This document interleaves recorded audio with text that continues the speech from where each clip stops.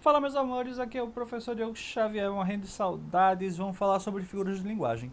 Como é um assunto tanto quanto extenso, eu decidi dividir duas partes. Vamos falar primeiro das figuras de som e figuras de palavras, depois vamos para de pensamento e de sintaxe, tá? Em uma outra aula. Beleza, vamos embora. O que é figura de linguagem? Figura de linguagem é um emprego de um determinado termo com sentido diferente daquele convencionalmente empregado, a fim de conseguir um efeito mais expressivo na comunicação. Resumindo, as figuras de linguagem são um recurso expressivo, utilizado amplamente na literatura, tá? Então, no contexto literário, na propaganda, poemas, prosa poética, é bastante empregado. Mas também no dia a dia utilizamos. Agora, a forma como utilizamos e o contexto e o tipo de figura varia no dia a dia e num contexto mais artístico, literário ou de propaganda, por exemplo, que tem que usar aí um pouquinho da função poética. Beleza, vamos embora começar com exemplos para poder depois dividir aí as classificações. Temos um trecho de uma música de Cazuza, O Tempo Não Para. Eu vejo um museu de grandes novidades. Ora, olha aí. Museu, tradicionalmente, é um lugar onde se expõe coisas antigas. É, arte, né, pinturas e esculturas antigas, ou documentos históricos, ou evidências históricas encontradas aí na paleontologia, enfim, arqueologia, né, resto de fósseis, ou seja o que for. E aí quando eu falo um museu, que é um lugar onde se expõe coisas antigas, e aí eu digo que é um museu de grandes novidades, coisas novas, há uma certa contradição aí.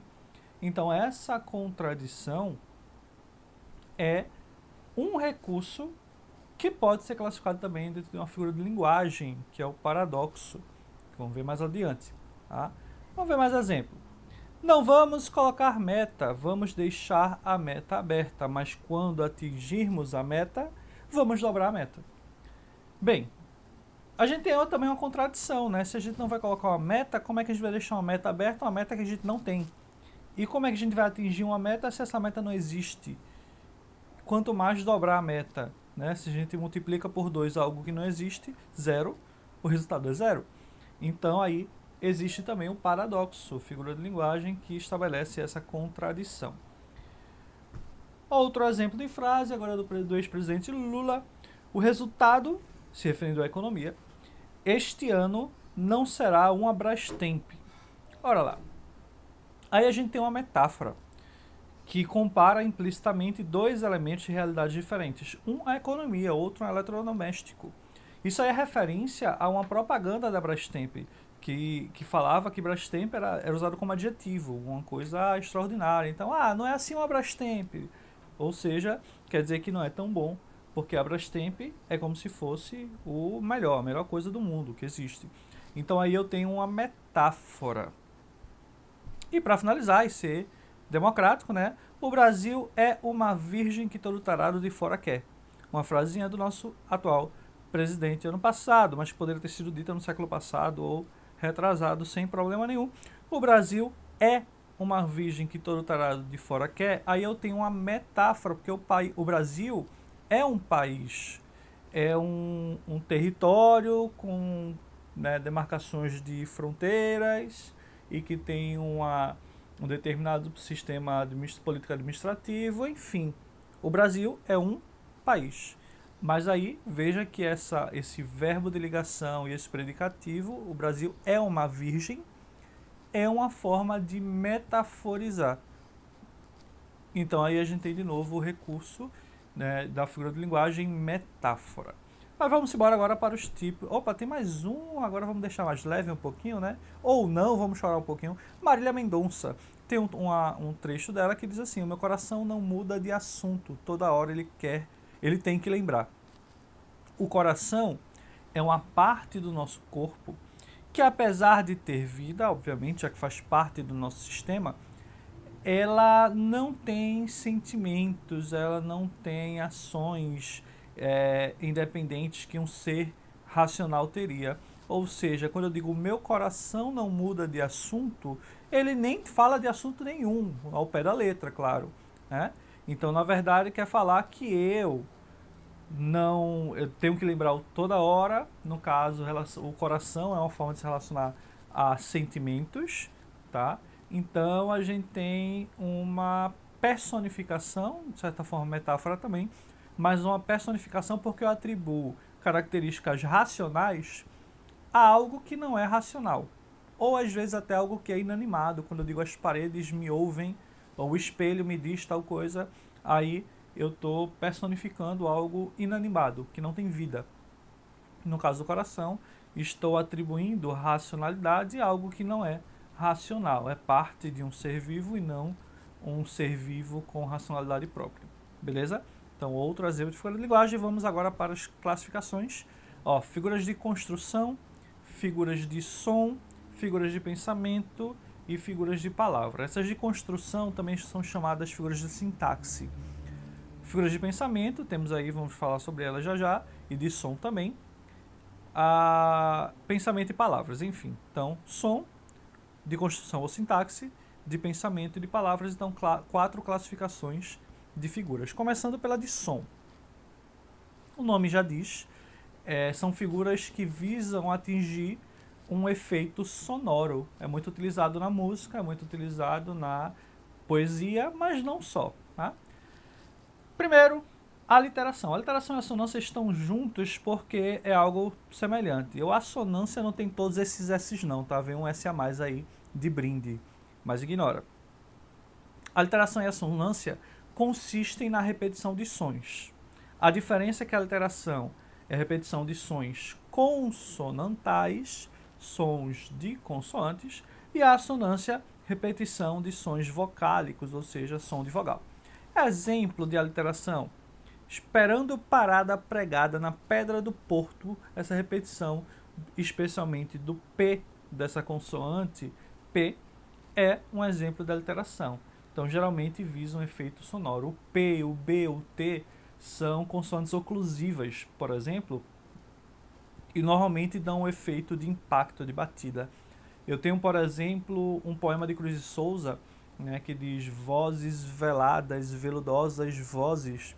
Ele repete muito o V e o Z, em que o ar passa de maneira mais suave pela boca, né, essas consoantes, o V em especial, e dá uma noção, é meio como se a gente estivesse sentindo na boca a ideia do toque do veludo, que é algo macio, algo que a gente quase não sente, né, que é agradável ao toque. Então o V e o Z, o som do Z no caso, dá esse efeito em vozes veladas, veludosas vozes. Então, outro exemplo de aliteração. Já a assonância é a repetição de sons vocálicos, né? Tem um poema do Manuel Bandeira, Aonde Anda a Onda, né? Que é quase um trava-língua, na verdade. É a repetição dessas vogais do A e do O em especial. E aí a gente tem um exemplo de Caetano Veloso, som mulato, nato, no sentido lato, mulato democrático do litoral. A gente tem especialmente a repetição muito do A e do O, inclusive gerando um eco, que para alguns teóricos seria uma outra figura de linguagem, que é essa rima dentro de um período, né? O ato, ato, ato, ato, ato, seria um eco, mas também a assonância, porque é a repetição dessas vogais, tá bom? Beleza, vamos embora. Onomatopeia, tanto é uma figura, quanto é uma forma ou um meio de formação de palavras na língua, né? Novas palavras surgem pela onomatopeia, que é a imitação de sons da realidade emitido por pessoas, coisas, animais, por meio de palavras faladas ou escritas. Então, por exemplo, os sinos faziam blém, blém, blém, blém. Esse blém, blém, blém é a criação de uma palavra, surgiu na língua para representar o som do sino e, ao mesmo tempo, causa esse efeito de sonoridade, né? De você imaginar aquela coisa que produz o som. Tem um poema também muito legal de Manuel Bandeira, se não me engano, que é café com pão, café com pão, café com pão, piuí, aí esse piuí é a imitação do som do trem. Mas o próprio café com pão, o tamanho do verso, a repetição dessas palavras gera um efeito parecido com aquele do movimento das rodas do trem, né? Aquele ritmo, né? O café com pão, café com pão, café com pão, café com pão. E aí gera um efeito sonoro, tá? Ao mesmo tempo, o piuí, por exemplo, é uma onomatopeia, a imitação do som.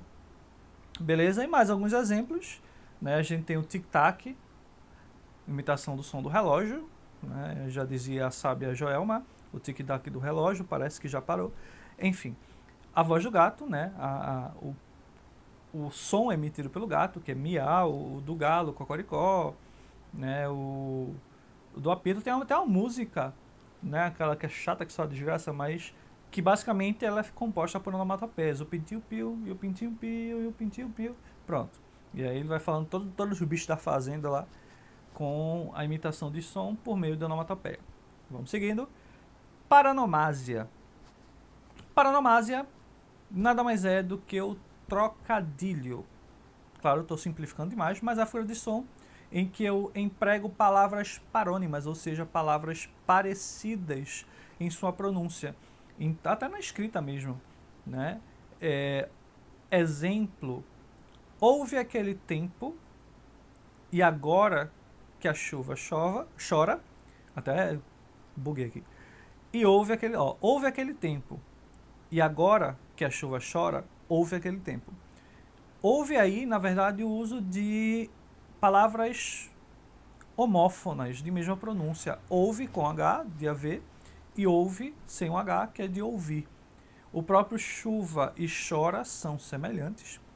Tem até uma questão que eu acho que eu não resolvi com vocês, mas eu recentemente resolvi alguma aula, que era de uma pessoa que estava fazendo um teste para juiz, e aí escreveu errado o passo, né? Aí passo tem com 2 S's, que é o, né, de passadas, de andar e tal, ou de passar. E o passo com cedilha é palácio. A gente tem aí o Paço Alfândega no Recife, é um palácio. O Paço do Frevo, um palácio. Originalmente é esse o nome. Então, em algum momento tem alguma coisa que o juiz fala, o juiz que estava selecionando, né? Passo com passo não passa. Aí ele fala passo com SS, aí depois diz compasso com cedilha e o não passa de passar com SS. Então ele fez esse trocadilho com palavras homófonas de mesma pronúncia, porém descritas e significados diferentes. Resumindo, a paranomásia é o trocadilho. Bom, esse trocadilho explora a sonoridade das palavras, a semelhança ou até a igualdade delas na questão sonora. Outra figura, a gente saiu da figura de som, vamos para a figura de palavras agora. Comparação. Comparação simples ou comparação tradicional. Vê, alguns nem entram, né, colocam a comparação na figura de linguagem, mas é importante entender a comparação para poder entender mais adiante a metáfora. Comparação simples. Eu estabeleço semelhança entre 2 elementos de mesma realidade, de mesmo universo, de mesmo gênero, ou algo do tipo. Por exemplo, este time joga melhor do que aquele. Eu estou comparando um time com outro, seres de mesmo universo, de mesma realidade. Um Fusca é menos espaçoso do que um Opala. Eu estou comparando seres de mesma realidade, no caso, carros. Cristina é tão estudiosa quanto Paula, seres de mesma realidade, pessoas. O meu caderno tem mais páginas do que o seu, seres de mesma realidade, cadernos. Ok? Então isso é uma comparação simples. A comparação metafórica, também chamada de símile, é uma comparação, ela tem elementos de comparação, tem um conectivo, tem a característica comparada, tem os elementos comparados. Porém, eu junto elementos de 2 universos diferentes, nesse caso realidades diferentes, e se eu for interpretar ao pé da letra, já não vai fazer tanto sentido. Se eu digo, por exemplo, esta criança é forte como um touro. A criança, um ser humano, é de uma realidade diferente de um touro, um animal. Inclusive, ser humano nenhum vai ter a mesma força de um touro, a não ser que o touro esteja morrendo lá nas últimas, já estribuchando. Mas, numa realidade, num contexto normal, um homem não vai ter a mesma força de um touro, muito menos uma criança, tá?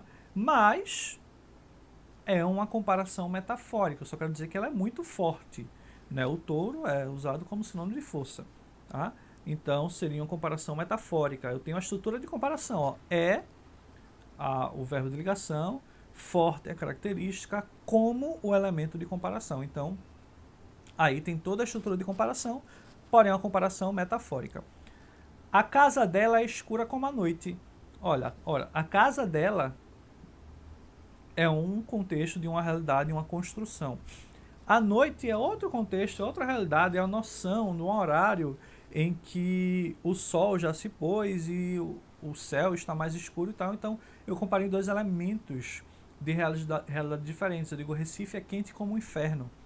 Ó, Recife e inferno, apesar de algumas semelhanças, a gente tem realidades diferentes. O inferno, uma noção para alguns mitológicas, para alguns religiosa, existe ou não existe, depende de cada pessoa, mas é um plano que nós não vemos, diferente de uma cidade que é um contexto mais dentro da realidade e da percepção. A gente vê, a gente pode estar nesse lugar, enfim.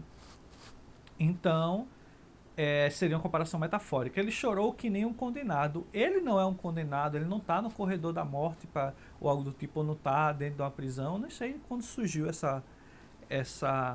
esse ditado, mas ele chorou que nem um condenado. Eu imagino como é que um condenado choraria, né? Se é que ele choraria, por algum motivo. E aí eu comparo metaforicamente ele e um condenado, mas são seres de realidade diferente, apesar de serem pessoas, mas em situações bem diferentes.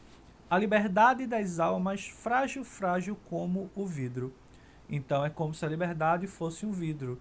Em relação a que característica? A fragilidade. Então tudo isso comparação metafórica, porque eu tenho um elemento de comparação. O como, tal qual, que nem, mais que, menos que. Então aí vai ser uma comparação metafórica se for seres de universos ou realidades diferentes. Já a metáfora é como se fosse uma comparação, porém sem um conectivo comparativo. Ele vai estar subentendido. Então eu não tenho mais explícita a estrutura comparativa, mas é como se fosse uma comparação metafórica, ou seja, eu comparo seres de realidades diferentes, só que sem os elementos de comparação, sem às vezes a característica e sem o conectivo comparativo. Exemplo, nosso caso é uma porta entreaberta. Ora, nosso caso, sujeito, porta entreaberta, predicativa, é a característica atribuída ao nosso caso. Mas, na verdade, o nosso caso é como se fosse, mas esse como está implícito, ele não está explícito. Então, quando acontece isso, nem sempre vai estar nessa estrutura, tá? De sujeito, verbo de ligação e predicativo, que é uma forma mais fácil de a gente identificar. Mas é um exemplo em que o elemento comparativo está implícito e eu comparo seres de realidades diferentes. No nosso caso, que é um relacionamento, e uma porta entreaberta, uma parte de uma construção. Então seria uma metáfora. Muitos verbos também são utilizados no sentido metafórico quando dizemos que determinada pessoa é difícil de engolir. E aí, nesse caso, engolir é aguentar, aturar. Então, nesse caso, eu usei um verbo com um sentido diferente do tradicional dele, então é uma metáfora também. Então a gente associa o ato de engolir a ingerir algo, colocar dentro do estômago, mas nessa frase isso passa a ser interpretado como aceitar, suportar ou aguentar, ok? Então, metáfora acontece em várias estruturas, por exemplo, no verde lago de teus olhos. Então, estou fazendo implicitamente a comparação entre os olhos e um lago, por exemplo. Né?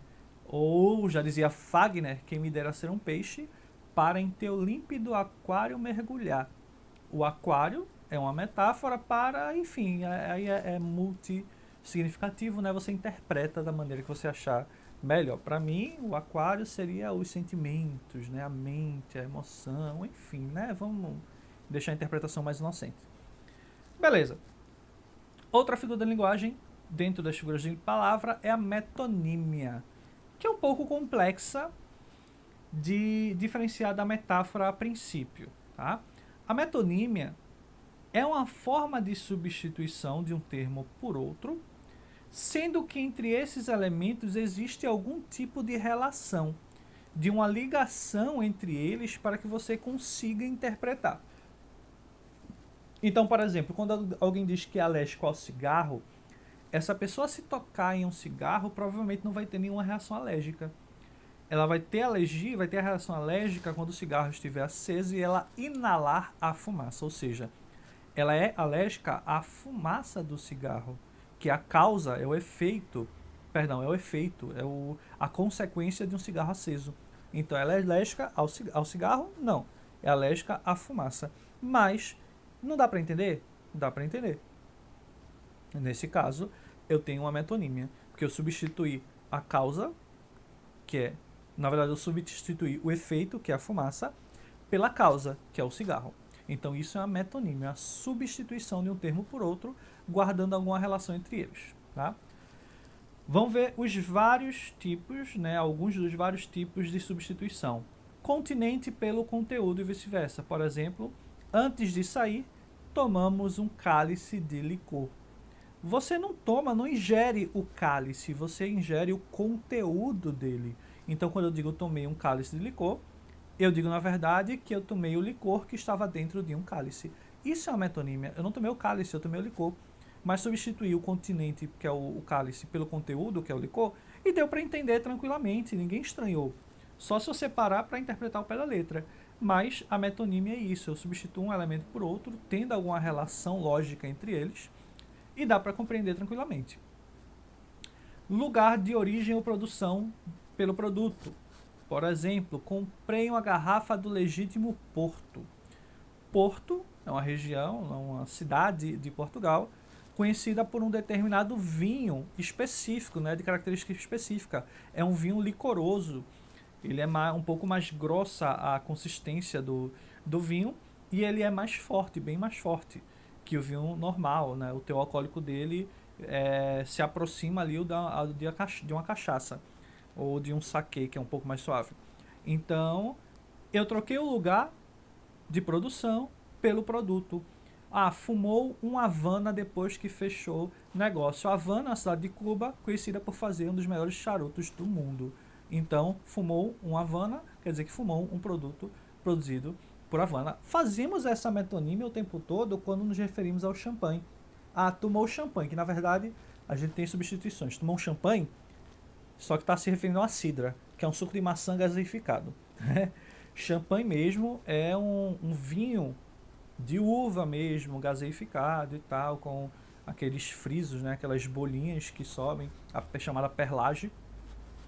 Então, quando a gente fala champanhe, na verdade, estamos falando do vinho espumante que tradicionalmente é produzido na região de Champagne, na França. Entenderam? Então, na verdade, champanhe é a região onde é produzido o vinho espumante. O produto em si é vinho espumante. Aí a gente faz outra substituição que é falar do vinho espumante, mas se referir à cidra, que é outro tipo de bebida. Tá? A cidra geralmente um gaseificado feito de suco de maçã. Tá bom? Enfim, exemplo aí foi lugar de origem, produção pelo produto. Né? Eu troco o lugar pelo produto. Comprei uma garrafa... Ah, já foi. Autor pela obra. Ele aprecia ler Machado de Assis, mas Machado de Assis está morto, enterrado, decomposto. Então a gente não lê o autor, a gente lê a obra do autor. Ele aprecia ler os livros escritos por Machado de Assis. Mas dá para entender tranquilamente, né? Não? Então, ele chora ouvindo Marília Mendonça. Na verdade, ele ouve as músicas gravadas por Marília Mendonça, porque ela não vai estar do lado dele conversando com ele, nem mesmo por telefone. Ele vai estar escutando uma música gravada por ela. Então, isso é uma forma de metonímia, também muito comum. Abstrato pelo concreto. Deixa de ser uma metonímia. Ele não tem coração. Se ele não tivesse coração, estava morto, né? Muito provavelmente. Mas ele não tem coração. O coração é como tradicionalmente a gente se refere a sentimentos, então quer dizer que ele não tem sentimento, seria o abstrato pelo concreto. O abstrato é o sentimento, concreto é o coração.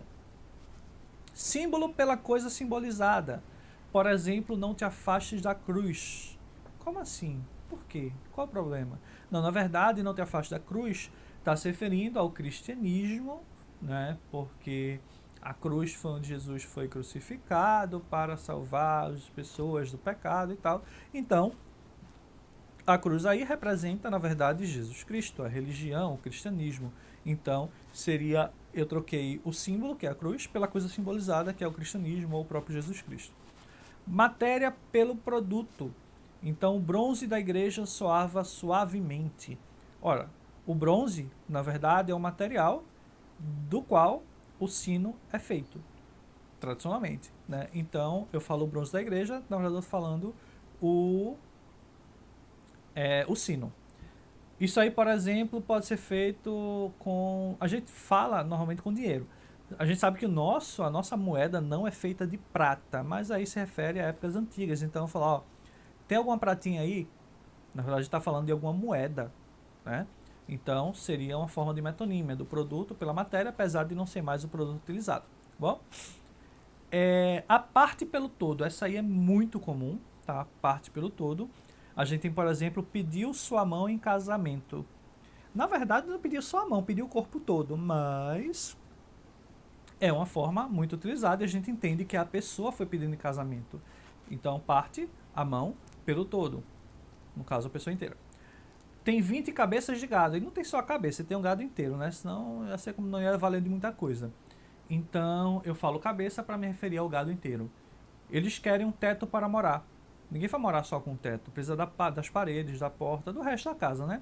Então, também é uma forma de metonímia da parte pelo todo. Ok? Beleza, vamos seguindo.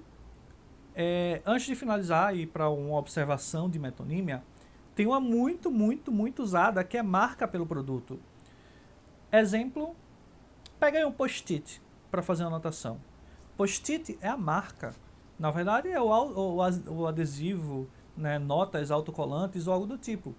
Um band-aid. Band-aid, na verdade, é um curativo adesivo. Band-aid é uma marca. Tirar uma Xerox. Xerox é a marca de uma fotocopiadora. Tá? Então, foi uma das mais conhecidas quando veio para cá essa tecnologia de fotocópia, né, de reprografia e tal.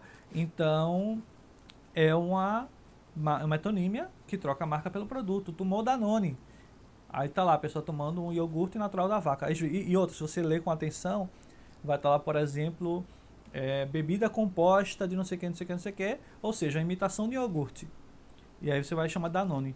Ah, tomou Yakult, mas pode ser da Vale Dourado lá, aquele Bob Esponja. Veja que a gente está falando da marca para se referir ao produto, mesmo que não seja aquela marca. Ó, tomou uma Coca. Às vezes eu estou tomando Frevo Cola, mas diz que é a Coca. Porque a gente costuma já falar, a se referir ao refrigerante sabor cola como Coca. Da mesma forma, diz, ó, traz o Guaraná. Só que quando eu digo traz o Guaraná, normalmente não quer dizer que eu quero um refrigerante sabor Guaraná. Geralmente eu quero me referir a qualquer refrigerante. Então quando eu digo Guaraná, trazer o Guaraná, é também outra metonímia, só que não é marca pelo produto, é um dos sabores pelo produto. Veja que interessante, veja que isso vai surgindo constantemente, essas novas metonímias. Tem também uma que é antiga, mas vocês vão saber, alguns de vocês vão saber, Kisuke. Ó, vai na venda e compra um Kisuke. Na verdade, aquele suquinho né, em pó, que era... Antigamente tinha um da Angélica, que era 20 centavos, você fazia 10 litros de suco, tinha mais corante e açúcar do que tudo. Aquilo ali tinha uma marca antiga que era Kisuko. K-I, né, e o suco. E aí, isso aí começou a ser usado como nome do produto. As pessoas usam. Da mesma forma, Bombril. Bombril é a marca. A gente fala que é para se referir a lã de aço ou palha de aço. É usada, ou esponja de aço. Depende da marca, chama de formas diferentes, mas a gente chama de quê? Bombril, que é uma marca. Ok? Metonímia. A metonímia é talvez mais usada no nosso dia a dia. Uma observação, tá? Tem alguns teóricos, alguns gramáticos meio chatinhos, que usam ainda uma classificação muito antiga. Tá? Figuras de linguagem, inclusive, se você for pegar livros mais antigos, vai ter milhares de classificações que a gente não vai falar, porque algumas delas foram, né, entraram em desuso, outras delas foram fundidas. É o caso da metonímia e da sinédoque. A sinédoque é quando, em específico, eu estou fazendo uma substituição em relação quantitativa. Quantitativa ou de tamanho, por exemplo, uma parte pelo todo. Cadê? Isso. A parte pelo todo seria sinédoque. Por exemplo, pedir a mãe em casamento, um teto para morar, ou o homem foi à lua. Na verdade, eu estou falando da humanidade, representada como um homem. A mulher está no mercado de trabalho, mas não é só a mulher, são todas as mulheres, ou as mulheres em geral. Eu usei o singular para me referir ao plural. Isso é parte pelo todo. Cabeça de gado, parte pelo todo. O específico pelo geral, enfim. Então, tudo isso, para alguns gramáticos, seria uma subdivisão da metonímia chamada sinédoque. Mas, para a maioria dos teóricos hoje, tudo se resume a metonímia, tá bom? Mas é bom guardar, inclusive vai ter uma questão na apostila que trata sobre isso. Ele não traz o nome metonímia, traz sinédoque. Então, a substituição de parte pelo todo. Outro exemplo, comer o pão com o suor do rosto. Aí não seria sinédoque não, seria metonímia mesmo, tá? Comer com o suor do rosto, na verdade, é comer o alimento com o trabalho. E aí o trabalho intenso provoca o suor. Então eu troquei aí relação de causa e consequência.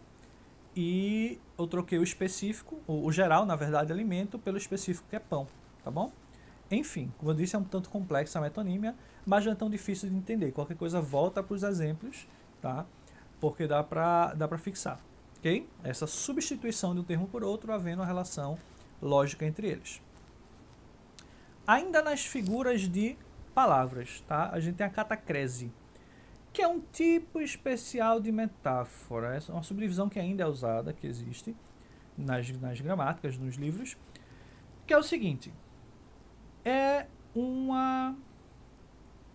tipo de metáfora que surgiu há muito tempo, muitas vezes como um empréstimo para, por exemplo, cobrir uma lacuna que não existia, para se referir a algo que não tinha um termo específico, e já está tão incorporada no nosso dia a dia que ela não é mais considerada como uma expressão individual, um recurso expressivo, algo do tipo. A gente nem nota que é uma metáfora. Então seria uma catacrese esse tipo de metáfora corriqueira, metáfora cotidiana, que já é usada há muito tempo e que não tem aí uma noção de inovação expressiva. Exemplo, dente de alho. Dente é um termo da anatomia, mas a gente usa para se referir aquelas partezinhas do alho, porque lembram dente. Então, na falta de um termo melhor, usou-se dente e ficou. É uma metáfora, é como se fosse um dente, né? Porque parece, mas ficou essa metáfora, é usada no dia a dia e não é mais considerado um recurso expressivo. Da mesma forma, cabeça de alho, o braço do rio, céu da boca, leito do rio, porque leito é cama, é um lugar para dormir, para descansar. Ou hoje usado também na questão no contexto hospitalar. Mas leito do rio, né, é uma também catacrese. São metáforas que surgiram originalmente com a intenção de emprestar um termo a uma área diferente e acabou pegando e hoje não é visto mais como uma questão expressiva. Já é corriqueiro, comum, banal. Outro exemplo, quando surgiu a aviação, não existiam termos específicos para isso. Isso em várias línguas, né? O próprio inglês passou por isso também. E aí a gente se refere, por exemplo, a uma nave, a um veículo espacial, a gente chama de nave, que vem de navio. A gente fala para entrar no avião, embarcar vem de barco, entrar no barco. Quando a gente usa no contexto de aviação, e hoje em dia tudo a gente usa transporte geralmente coletivo, né? Ônibus, embarcar no ônibus, embarcar no trem, até no Uber, embarcar no Uber. Isso aí tudo é uma catacrese. Por quê?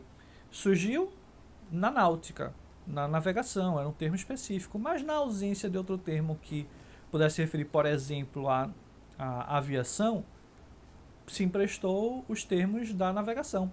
Por isso a gente chama de náutica, navegação, aeronáutica, aviação. Então, os termos emprestados para a aeronáutica, que vieram da navegação, são também catacreses. Quase um trava-língua, né? Catacrese. Beleza? Outro exemplo de figuras de palavras, outro tipo de figuras de palavra é a sinestesia. É simples de compreender. E outro até de associar. O que é anestesia? Anestesia é um negócio que você toma lá, ou você recebe para fazer uma cirurgia, né? Seja local, seja geral. E basicamente você perde o sentido. Ó, uma anestesia local. Eu não vou sentir nada naquele local. Uma anestesia geral. Eu não vou sentir nada. Vão me cortar, vão puxar, vão repuxar, vão fazer isso e aquilo. E eu não vou sentir. Então, anestesia é a ausência de sentido. Sinestesia é a mistura de sentidos. É quando, por meio das palavras, eu acabo aproximando sentidos diferentes. E aí, como sentido, eu entendo, né? O tato, o paladar, o olfato, visão e audição. E eu posso misturar também sentimentos, tá? Mas bora lá. Ou sensações. Sua voz de veludo a todos conquistava. Voz eu capto pela audição. Veludo é o tato.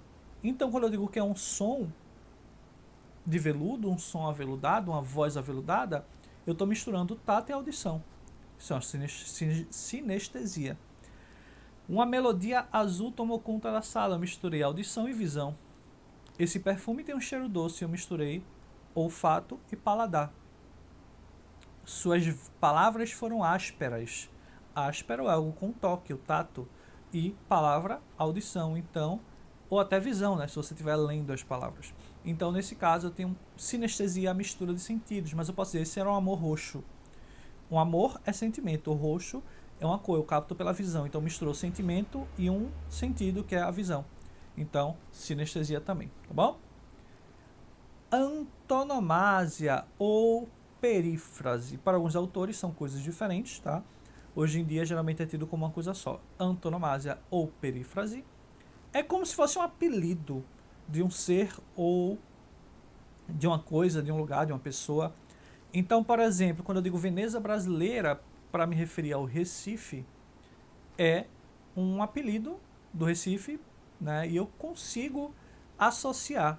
Quem conhece, né? Muita gente conhece esse termo, sabe que a Veneza brasileira é Recife. Da mesma forma, Cidade Maravilhosa, Rio de Janeiro. Cidade Luz, Paris. Então, são esses apelidos que, inclusive, são um ótimo recurso de coesão na redação. Tá? O poeta dos escravos, Castro Alves. Não, né, quem não conhece, Castro Alves é um autor, um poeta do romantismo que era abolicionista, era a favor do fim da escravidão. Temos aí um poema de Manuel Bandeira, Quando a Indesejada das Gentes Chegar. Não sei se duro ou caroável, talvez eu tenha medo. Essa indesejada das gentes, a gente subentende que seria um apelido para a morte. Tá? Ao mesmo tempo, isso aí é um eufemismo. Tá? Porque essa substituição também tem um efeito de diminuir o impacto do termo morte. Beleza, as figuras de palavra param por aí, tá bom? Estabelecendo aí uma diferença de antonomásia para perífrase. A perífrase ela é mais bajulatória, por assim dizer. Eu digo, por exemplo, o primeiro presidente negro dos Estados Unidos fará uma visita ao Brasil. Quem é o primeiro presidente negro dos Estados Unidos? Barack Obama. Mas é bem mais fácil falar Barack Obama, não é não? Então, na perífrase, a substituição tem não é necessariamente um recurso de coesão para não ter que repetir somente, é para bajular mesmo, para ressaltar características. Então, a primeira presidenta mulher no Brasil. Aí eu estou me referindo a Dilma porque para que usar todos esses termos se Dilma Rousseff é mais curto e mais rápido? Porque a pessoa que proferiu queria dar características positivas, qualidades, bajular um pouquinho, né? Resumindo. Então, outros exemplos de antonomásia ou perífrase, eu tenho o berço dos faraós, Egito. Eu tenho o pai da medicina, Hipócrates. Inclusive, que é a pessoa que se forma em medicina, ela tem que fazer na colação de grau o juramento de Hipócrates. Eu tenho Heródoto, que é o pai da história, por exemplo. Entre outras situações, são o Salvador, Jesus Cristo. Então, seriam antonomásias ou perífrases, que é essa substituição né, por meio de um apelido, uma característica que distingue aquele ser em relação aos outros, tá bom?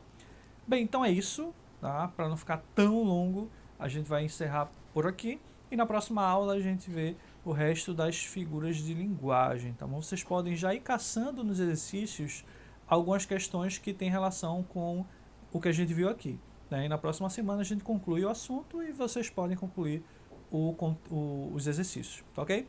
Então é isso. Continue mantendo o foco aí, tá? A gente está afastado para que em breve a gente possa voltar para as nossas aulas presenciais. Espero que o quanto antes e que todo mundo esteja bem, tá? Tenham foco, produzam, se esforcem, mas claro, respeitem os seus limites, já que é uma situação bem diferente e um tanto quanto estressante, tá? Desejo a vocês ótimo estudo e até a próxima.